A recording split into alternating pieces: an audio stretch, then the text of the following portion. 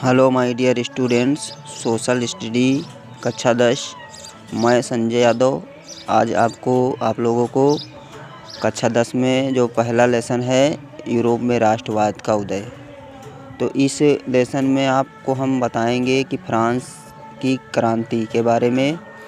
तो क्या है, एक प्रश्न आपका आता है 19वीं सदी में फ्रांस की क्रांति किन परिस्थितियों में हुई, वर्णन करना है।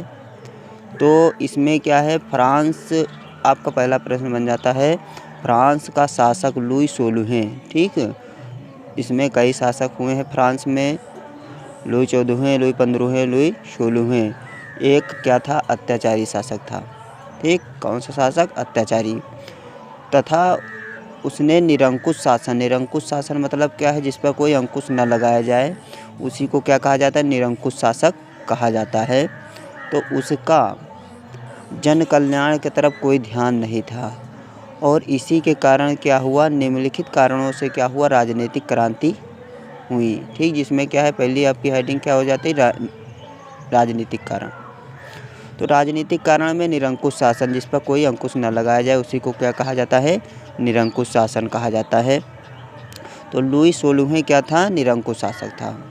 उसका अतः वो क्या होता था, जनता के तरफ कोई ध्यान नहीं देता था। इससे क्या हुआ, जनता त्रस्त होकर एकजुट हो गई और क्रांति कर दिया। ठीक, क्रांति का अर्थ क्या होता है, हलचल या हंगामा या सत्ता में कोई परिवर्तन लाना। और सैनिक कारण क्या था, तो लुई 16वें जो था वो ज़्यादातर क्या किया करता था, युद्ध किया करता था। और युद्ध के कारण क्या हुआ, लोग लगे रहने के कारण रक्तपात से ऊब गए चुके थे। ठीक, अगर क्या हुआ था, जब ऊब चुके थे तो इसी के कारण क्या हुआ, जो सैनिक थे वो भी क्या हो गया, क्रांतिकारियों के पक्ष में चले गए और क्रांति का उद्घोष कर दिया। फिर आर्थिक कारण क्या हो जाता है, आपका आर्थिक कारण है कि फ्रांस का जो राजा था, ठीक, वो अत्यधिक विलासी था। ठीक, भोग विलास में लिप्त रहता था। और उसकी जो पत्नी थी मेरी आंतोआंत, ठीक, क्या नाम है, मेरी आंतोआंत।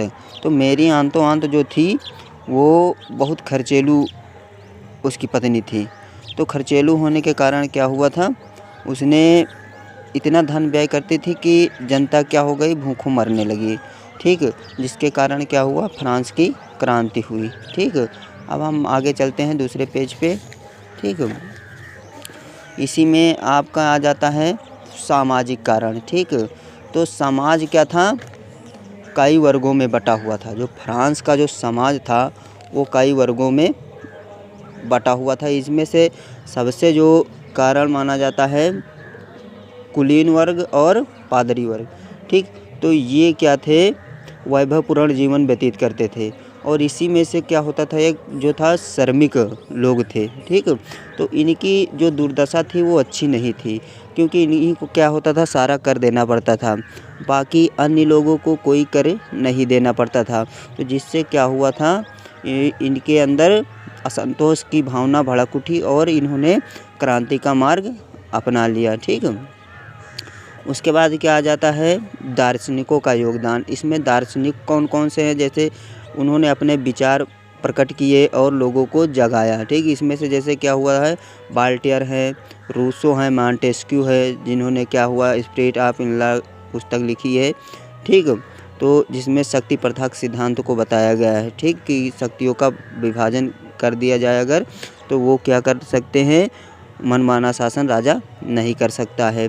तो इसी तरह से क्या हुआ है, इन्होंने क्या किया, सबको जागृत किया और एकजुट कर दिया। ठीक, जिससे क्या हुआ, फ्रांस की क्रांति को परास्त करने में सरलता उत्पन्न हो गई। ठीक, तो आप लोग मेरे वीडियो को लाइक करें, सब्सक्राइब करें। और मैं चाहूँगा कि आप लोगों को अच्छी से अच्छी वीडियो बना कर दूँ, इसलिए हमारे वीडियो को देखते रहिए और लाइक करिए और सब्सक्राइब भी करिए। धन्यवाद। आप लोग भी मेरा साथ दें और मैं भी आपका साथ दूंगा।